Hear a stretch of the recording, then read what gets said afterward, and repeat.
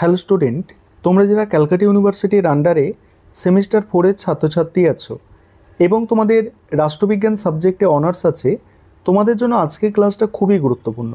আজকের ক্লাসে তোমাদের ডিএসসিসি 5 পেপার থেকে ডিএসসিসি 8 পেপার পর্যন্ত অর্থাৎ 4টি পেপারের লাস্ট মিনিট সাজেশান নিয়ে আলোচনা করব। তোমরা অনেকেই বলেছো যে স্যার আমাদের কোয়েশ্চেন কিছুটা কমিয়ে দিন, যে এত প্রশ্ন আমরা কিন্তু তৈরি করতে পারছি না। তোমাদের বলবো তোমরা সাজেশানটা দেখো এবং কিভাবে তোমরা তৈরি হবে পরীক্ষার জন্য সেটা বুঝতে পারবে। দেখো, প্রথমে যে ডিএসসিসি 5 পেপার আছে, ডিএসসিসি 5 পেপারে আমি টোটাল প্রশ্ন এখানে 7টা রেখেছি।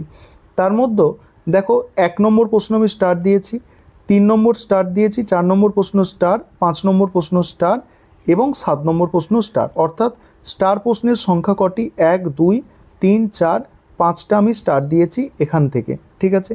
এবং এই 5টা প্রশ্নের মধ্যেই তোমাদের কিন্তু পরীক্ষায় 4টে প্রশ্ন কিন্তু আসবে। অর্থাৎ এখান থেকে দুটো 10 নম্বরের প্রশ্ন এবং দুটো 20 নম্বরের প্রশ্ন আসবে, ঠিক আছে। 10 নম্বরের দুটো এবং 20 নম্বরের দুটো প্রশ্ন আসবে, তার মধ্যে একটা একটা করে লিখতে হবে। অর্থাৎ এখানে যদি তোমরা খেয়াল করো যে এখানে খুব বেশি প্রশ্ন আমি আদৌ তোমাদের দিচ্ছি না, কারণ তোমাদের কোয়েশ্চেন পেপারেই 4টে প্রশ্ন থাকবে। আমি একটা এক্সট্রা দিয়েছি, 5টা প্রশ্ন দিয়েছি। এটা কি খুব বেশি প্রশ্ন? না, এটুকু তোমাদের পড়তে হবে। এর কম পড়লে অনেকটা সমস্যা আছে। আমি তোমাদের বলে দিতে পারি যে রাজনীতিতে ধর্মের ভূমিকা করো, জাতপাতের ভূমিকা করো, আঞ্চলিকতাবাদ করো, এই 3টে করো। কিন্তু এই 3টে করলে ধরো একটা প্রশ্ন তুমি কমন পেলে, একটা প্রশ্ন কমন পেলে কি পরীক্ষায় ভালো স্কোর করতে পারবে? যাতে তোমরা সবটাই কমন পাও, সেটাই কিন্তু আমার লক্ষ্য, ঠিক আছে। এবার মডিউল 2 থেকে দেখো, মডিউল 2 থেকে যেগুলো তোমাদের করতে হচ্ছে, মডিউল 2 থেকে দেখো এই প্রশ্নটা তোমরা করবে যে কৃষক আন্দোলনের প্রেক্ষাপট, ভারতে কৃষক আন্দোলনের প্রেক্ষাপট ও রাজনৈতিক গুরুত্ব। তারপরে ভারতের নারী আন্দোলনের ওপর টিকা, ঠিক আছে। তারপরে ভারতে পরিবেশ আন্দোলনের সংক্ষিপ্ত মূল্যায়ন। এই যে পরিবেশ আন্দোলন, এটা কিন্তু মোস্ট ইম্পর্টেন্ট এখানে প্রশ্ন। তারপরে ভারতে মানবাধিকার আন্দোলনের মূল বৈশিষ্ট্য, ভারতের নয়া সামাজিক আন্দোলন। এখানেই 5টা প্রশ্ন হয়ে গেল। তোমরা বলবে স্যার এখানে আরও একটা প্রশ্ন আপনি স্টার্ট দিয়েছেন। হ্যাঁ, এখানে আমি 6টা প্রশ্ন দিয়েছি, কারণ তোমরা মডিউল 2টা খেয়াল করবে, মডিউল 2 এর সিলেবাস কিন্তু অনেক বেশি, ঠিক আছে। সেখান থেকে আমি 6টা প্রশ্ন বাছাই করে দিয়েছি। তোমাদের পরীক্ষায় 4টে প্রশ্ন আসে, সেখানে আমি 2টো প্রশ্ন আরও এক্সট্রা দিয়ে 6টা প্রশ্ন আমি কিন্তু করেছি।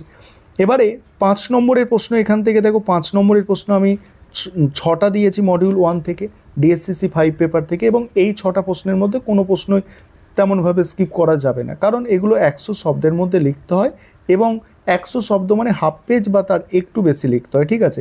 তাই এগুলো তোমাদের তৈরি করতে হবে। তবে এখানেও একটা কন্ডিশান আছে, দেখো এখানেও একটা সহজ ব্যাপার আছে, যে এই ধর্মের ভূমিকা আমি বড় প্রশ্নে দিয়েছি, সেটা তুমি পড়লে কনসেপ্ট থাকলে এটা না করলেও তৈরি করতে পারবে। আঞ্চলিকতাবাদ আমি বড় প্রশ্নে দিয়েছি। এখানে ভাষার গুরুত্ব আমি বড় প্রশ্নে দিয়েছি, সেগুলোই আবার 5 মার্কসে দেওয়া আছে। তারপর মডিউল 2 থেকেও 6টা প্রশ্ন দেওয়া আছে, এই 6টা প্রশ্ন তোমাদের করতে হবে। এবার ডিএসসিসি 6 পেপার দেখো। আর একটা জিনিস কি জানো তো, খুব যদি কম পড়ে যাও না, তোমার পরীক্ষায় গিয়ে একটা কনফিডেন্স লেভেলটা কিন্তু একদম নিচে থাকবে। কিন্তু একটু বেশি পড়ে গেলে কি হবে, তোমার কনফিডেন্সটা একটু হাই থাকবে।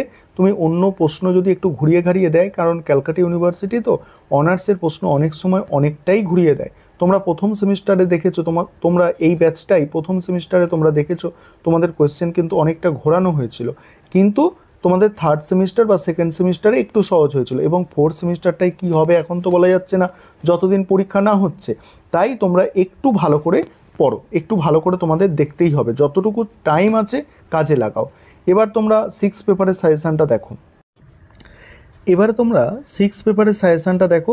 তোমাদের 6 পেপার এবং 8 পেপার, এই দুটো পেপার কিন্তু একটু চাপের আছে। এই দুটো পেপার একটু বুঝে পড়তে হবে, কারণ একটা তো ইন্টারন্যাশনাল রিলেশন, এই 6 পেপার, এবং 8 পেপার হচ্ছে পাবলিক অ্যাডমিনিস্ট্রেশনের ওপরে আছে। এই দুটো পেপার একটু তুলনামূলকভাবে আর যে দুটো পেপার আছে তার থেকে একটু শক্ত পেপার আছে। এখানে দেখো মডিউল 1 থেকে আমি কটা প্রশ্ন দিয়েছি, এখানে 8টা প্রশ্ন দিয়েছি, সেখানে আমি 4টে প্রশ্ন কিন্তু স্টার দিয়েছি। দেখো 4টে প্রশ্ন আমি স্টার দিয়ে দিয়েছি। এই স্টার দেওয়া ছাড়াও এখানে যে এই যে প্রশ্নটা 3 দাগের প্রশ্ন দেখছো, আন্তর্জাতিক রাজনীতির ওপর ঠান্ডা লড়াইয়ের প্রভাব, এই প্রশ্নটা তোমাদের দেখতে হবে। এবং এই সন্ত্রাসবাদটাও তোমরা স্টার দিয়ে নাও এবং ভিভিআই লিখে নাও, কারণ সন্ত্রাসবাদের ওপর প্রশ্ন কিন্তু এবারে সন্ত্রাসবাদের ওপর প্রশ্ন অবশ্যই পরীক্ষায় আসছে তোমাদের। সন্ত্রাসবাদ 10 নম্বর বা 20 নম্বর অবশ্যই তোমরা কমন পাবে। এটাকে একদম ভিভিআই প্রশ্ন করে দাও, অর্থাৎ একদম ভিআইপি প্রশ্ন বলতে পারো।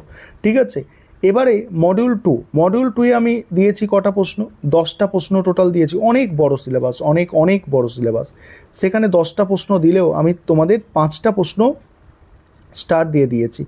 এই 5টা প্রশ্ন তোমরা করবে এবং এই 5টা প্রশ্ন বাদে, স্টার দেওয়া প্রশ্ন বাদে একটু পারলে এই মার্কসের দৃষ্টিভঙ্গিটা একটু দেখে যেতে পারো, যে আন্তর্জাতিক সম্পর্কে মার্কসের দৃষ্টিভঙ্গি এটা একটু দেখে যেতে পারো। এটাও ইম্পর্টেন্ট প্রশ্ন কিন্তু আছে। ঠিক আছে, এবার 5 নম্বরের প্রশ্ন 6 পেপার থেকে আমি দিয়েছি 9টা।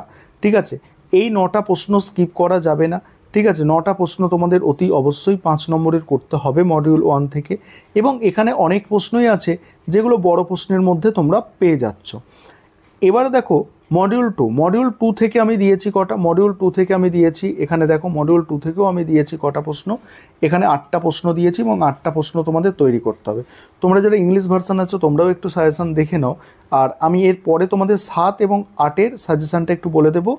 এবং তোমাদের অনলাইন কোচিং ক্লাস চলছে, তোমরা যারা পরবর্তী সেমিস্টার থেকে অ্যাডমিশান নিতে ইচ্ছুক আছো অবশ্যই স্ক্রিনে দেওয়া নম্বরে যোগাযোগ করে অ্যাডমিশান নিয়ে নিতে পারো।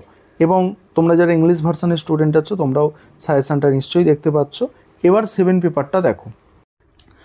এবারে তোমরা ডিএসসিসি 7 যে পেপারটি আছে এই পেপারের সাজেশানটা তোমরা দেখে নাও।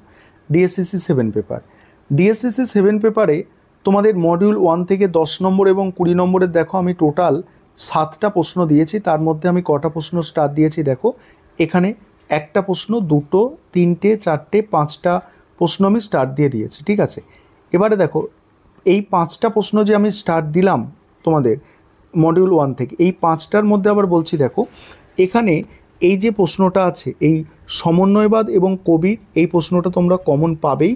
কৌটিল্যের সপ্তাঙ্গ তত্ত্ব আর দ্বন্দ্বনীতি, এই দুটোর মধ্যে একটা প্রশ্ন তোমরা কমন পাবে কৌটিল্য থেকে, অর্থাৎ কৌটিল্য থেকে এই যে 3টে প্রশ্ন আছে এই 3টে প্রশ্নের মধ্যে একটা প্রশ্ন কমন পাবে। এখানে প্রাচীন ভারতের রাষ্ট্রচিন্তার বৈশিষ্ট্য, মধ্যযুগের রাষ্ট্রচিন্তার বৈশিষ্ট্যর মধ্যে একটা প্রশ্ন কমন অবশ্যই পাবে। এই কটা প্রশ্ন মডিউল 1 থেকে তোমাদের তৈরি করতে হবে। এবং মডিউল 2 থেকে দেখো, মডিউল 2 থেকে আমি টোটাল 9টা প্রশ্ন দিয়েছি, তার মধ্যে এই একটা স্টার, এই একটা, 2টো প্রশ্ন স্টার আছে এখানে।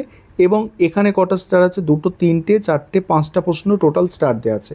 এখানে উদারনীতিবাদে রামমোহন পড়তে হবে, সমাজ সংস্কারক হিসাবে রামমোহন, জাতীয়তাবাদ সম্পর্কে রবীন্দ্রনাথ আছে এখানে। তারপরে আছে তোমাদের যে রাষ্ট্র সম্পর্কে গান্ধীর ধারণা, সত্যাগ্রহ, এখানে রাষ্ট্র সম্পর্কে গান্ধীর ধারণা অবশ্যই পরীক্ষায় তোমাদের আসবে।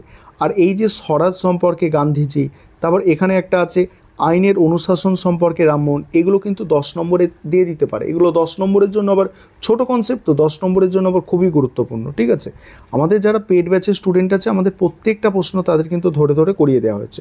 তোমরা যদি চাইছো যে পেড ব্যাচে অ্যাডমিশান নেবে, তোমরা যত তাড়াতাড়ি পারো অ্যাডমিশান নিয়ে নিতে পারো 5th সেমিস্টারের জন্য। দেখো এখানে 5 নম্বরের প্রশ্ন পেপারটা থেকে দেখো, এখানে 5 নম্বরের প্রশ্ন মডিউল 1 থেকে কটা দিয়েছি, 5 নম্বরের প্রশ্ন আমি টোটাল 6টা দিয়েছি। এবং মডিউল 2 থেকেও 5 নম্বরের প্রশ্ন আমি টোটাল কটা দিয়েছি, 4টে দিয়েছি, খুব বেশি দিইনি। এবার এখানে দেখো ইংলিশ ভার্সানের তোমরা যারা স্টুডেন্ট আছো তোমরা একটু দেখে নাও। আর আমাদের কিন্তু ইংলিশ ভার্সানেও স্টাডি মেটেরিয়াল আরে সব রেডি আছে, তোমরা যদি কেউ স্টাডি মেটেরিয়াল পারচেস করতে চাইছো ইংলিশ ভার্সান পেয়ে যাবে। এবার 8 পেপারটা একটু দেখো। তোমাদের এই 8 পেপারটাই হচ্ছে অনেক বড় পেপার এবং এটাই একটু চাপের আছে। ঠিক আছে, এই পেপারটাকে তোমাদের একটু সময় দিয়ে পড়তে হবে, একটু সময় দিয়ে রেডি করতে হবে। দেখো এখানে মডিউল 1 থেকে 10 এবং 20 নম্বরের প্রশ্ন আমি টোটাল 11টা প্রশ্ন দিয়েছি, অনেক বড় সিলেবাস। স্টার দেওয়া প্রশ্ন দেখো, একটা এখানে স্টার দেওয়া আছে, এখানে 2টো প্রশ্ন স্টার, 3টে, 4টে, ঠিক আছে, 4টে প্রশ্ন এখানে কিন্তু স্টার দেওয়া আছে। তবে প্রথম দিকে যে প্রশ্নগুলো আছে যেমন প্রশাসনের প্রকৃতি পরিধি, এই প্রশ্নগুলো কিন্তু 10 নম্বরে দিলেও দিতে পারে। উন্নয়ন প্রশাসনের ধারণা, আসলে এই যে পেপারটা এটা একটু মানে বোঝার আছে, এই পেপারটা একটু বুঝে পড়তে হবে এবং এটা একটু বেশি পড়তে হয়। ঠিক আছে, এই পাবলিক অ্যাডমিনিস্ট্রেশন একটু বুঝতে হবে এবং যেগুলো স্টার দেওয়া আছে এগুলো তোমরা পরীক্ষার আগে অতি অবশ্যই তৈরি করো, কারণ এই পেপারটা অনেক বড় পেপার এবং ভালো করে পড়তে গেলে অনেক বেশি সময় লাগে। তাই স্টার দেওয়া প্রশ্নগুলো অন্ততপক্ষে তোমরা ভালো করে তৈরি করো। এবং মডিউল 2 থেকে দেখো, মডিউল 2 থেকে আমি 10টা প্রশ্ন দিয়েছি, সেখানেও যেগুলো ইম্পর্টেন্ট স্টার দিয়েছি। এখানে এই আমলাতন্ত্র সম্পর্কে এই যে দুটো প্রশ্ন আছে না, এই দুটো প্রশ্ন কিন্তু একটা প্রশ্ন পরীক্ষায় এই দুটো প্রশ্নের মধ্যে আসবে, ঠিক আছে? এই দুটো তোমরা ভিআইপি প্রশ্ন দিয়ে রাখতে পারো, এই দুটো প্রশ্নের মধ্যে একটা প্রশ্ন কিন্তু 10 বা 20-তে আসবে। এবং বাকি তোমরা স্টার দেওয়া প্রশ্নগুলো একটু পড়লে দেখবে এখান থেকেও তোমরা কমন পাচ্ছ, ঠিক আছে? এবারে 5 নম্বরের প্রশ্ন মডিউল 1 থেকে কটা আছে দেখো, 5 নম্বরের প্রশ্ন 9টা দেওয়া আছে, ঠিক আছে? এবং 9টা নয় 10টা। এবং মডিউল 2 থেকেও 5 নম্বরের প্রশ্ন 8টা দেওয়া আছে, ঠিক আছে? এগুলো তোমাদের প্রত্যেকটাই তৈরি করতে হবে। এবং তোমরা যারা ইংলিশ ভার্সনের স্টুডেন্ট আছো তোমরা দেখে নাও, তোমরা সম্পূর্ণ সাজেশানটা দেখে নাও। আর অবশ্যই সাজেশানটা বন্ধুদের মধ্যে একটু শেয়ার করে দেবে, তারাও যাতে এগুলো দেখে তৈরি করতে পারে। কারণ কম সময়ের মধ্যে পরীক্ষা হচ্ছে, সিলেবাস কিন্তু অনেক হিউজ সিলেবাস,